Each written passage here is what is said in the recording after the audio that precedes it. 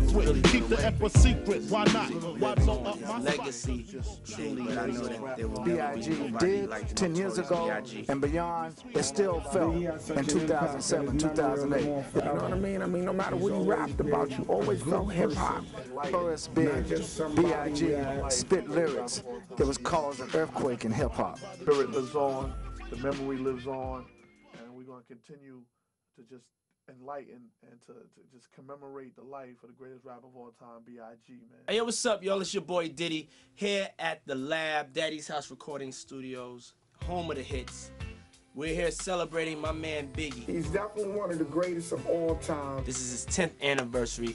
50 Grand was telling me about this kid from Fulton Street, from, you know, part of Bed-Stuy, Brooklyn, that can rap. His name is Big. 50 Grand gave me the tape, and it was a basement, literally a basement demo where he was just, where Biggie was rapping off of like different beats and stuff like that, and I was just blown away by the demo. Well, what's interesting about Big is a lot of people in this neighborhood knew him, but not a lot of people knew he rhymed. Me personally, as an editor at The Source, writing the Unsigned Hype column, I was familiar with a lot of the artists and producers in the industry.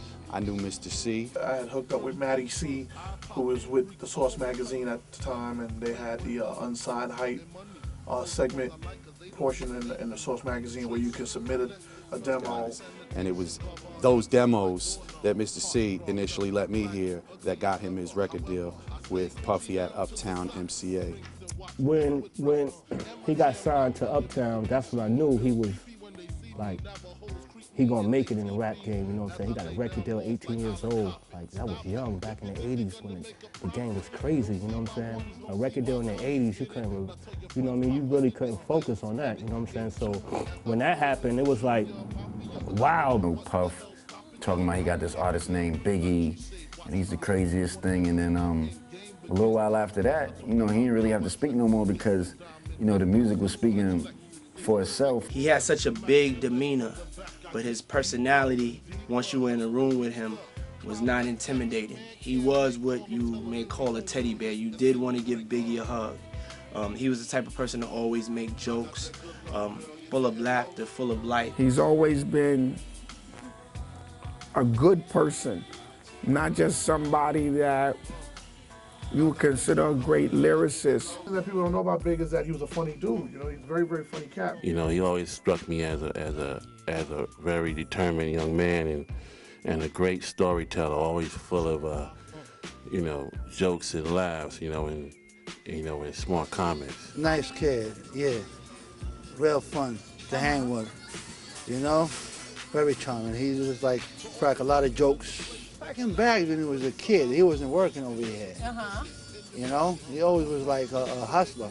The funniest thing that Biggie ever done is we was in Washington and I never met him.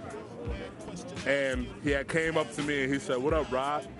And he said, "Your beats are hot," and I'll never forget that. First opportunity I had to work with Big in the Junior Mafia, and Little Kim was involved also. It was like the Source magazine layout. It was like Big was new, but Big was so loved. Like, he was like, I can't do it unless my crew do it. And that's one thing about B.I. Like, he would never do nothing if he couldn't involve his family and friends. He was a real good guy, always was nice to me, always was gentle, always was a guy that always used to make rhymes to me. And most importantly, one of the greatest things I remember besides his rapping skills is that he was such a loyal person. He was the type of person that if you were going through some hard times, he took the time to sit down, listen to you, give you advice. And when he talked on his first album, he say Junior Mafia, Junior Mafia, Junior Mafia, and you hear other artists, they have to wait for their 4th and 5th album before they start introducing their crews. So that shows the love that he had for his homies, like right out the gate. It was Big. He'd make me, like I have a bad day with my girl, he'd make me laugh. I was with him the day he passed, that evening, and he sat there when Tupac came on, he danced, and he was just always a person who really had nothing but love for everybody, really. Contrary to what you might hear in him, or might misunderstand when you listen to his records, he was a person who gave a lot of love. What he did in this room, though, right here, is he made some of the most incredible hip-hop records of all time. Biggie was truly heaven sent. There's no way you could break down a Biggie record and not know that he was ordained by God himself to do what he was doing? Automatically, as soon as we stepped into the studio with Big, I was like, oh man, he's definitely in the family of great MCs and lyricists. Andre Harrell said it better than anybody. When Biggie rapped, it was like he was rhyming in 3D. He wanted you to get into his brain. He wanted you to get into the complexity of it. He wasn't one-dimensional. So I first met Big. I met his voice first. I was up in Mount Vernon, New York, and Puff came uptown with a remix of the Mary J. Blige song. And he's like, this was his new artist, Look Up in the Sky, It's a Bird, It's a Plane. I said his voice was incredible. When you heard him spit rhymes, when you heard Biggie Smalls spit rhymes, you heard a brother not only overcoming poverty himself, but speaking for a generation that was crying out to improve their quality of life. Biggie never really, he wasn't trying to be too tough, trying to be a gangster, trying to make you scared by his music. He wanted to tell you the truth. He wanted to get into the soul of what a young African-American male feels like in the struggle. It was really truly a gift for him to be able to express himself like that and people to be able to identify with what he was talking about. You know, there's so many people that come to me and be like, well, I feel like I know Big, and a lot of it has to do with him saying things that you can just easily relate to, and you don't have to really think hard about it.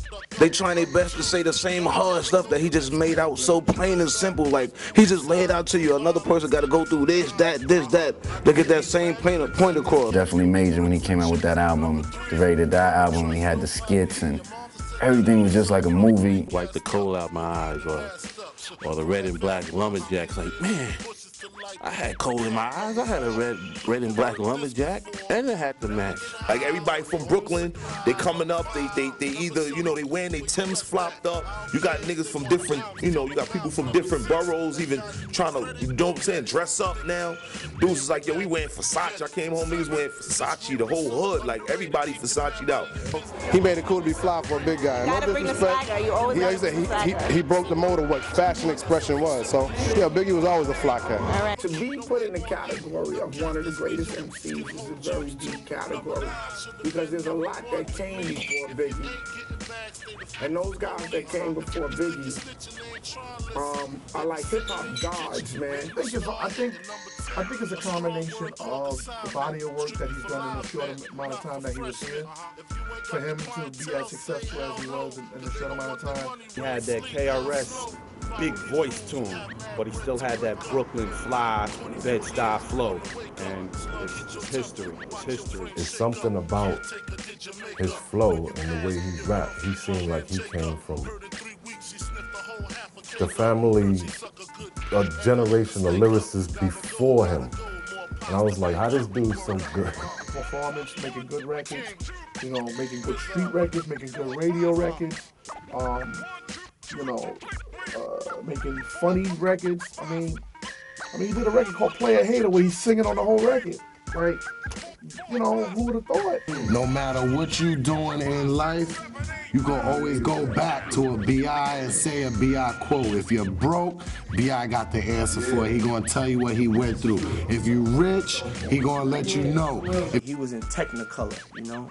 He had so many styles, so many variations. He was so unpredictable. The flow, the energy, the passion, the intensity. There's like about 8 or 9 different ways to say one thing, and it seemed like he always chose the best way to try to say it, with the choice of words and the flow and everything included. He broke ground by doing Notorious B.I.G, by making a record with Midwest Rap Act and making it cool to bridge the gap. You know what I'm saying? So, a lot of things. I mean, no matter what you rapped about, you always felt hip-hop. Notorious B.I.G.